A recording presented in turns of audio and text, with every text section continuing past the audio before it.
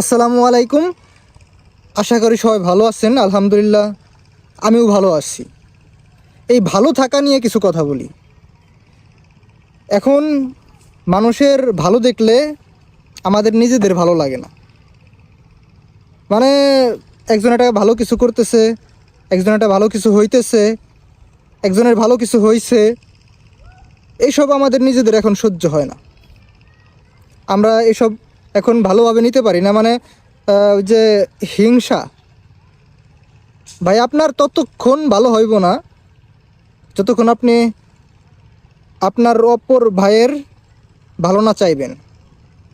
ততক্ষণ আপনার ভালো হওয়াটা খুব খুব ডিফিকাল্ট।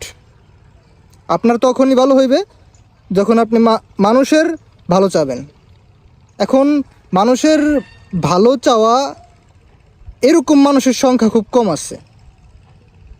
একজনের ভালো দেখলে, একজন ভালো কিছু করতেছে, একজন ভালো কিছু হইতেছে, এইসব দেখলে এখন আমাদের ভালো থাকা নষ্ট হয়ে যায়। আমরা আর ভালো থাকতে পারি না।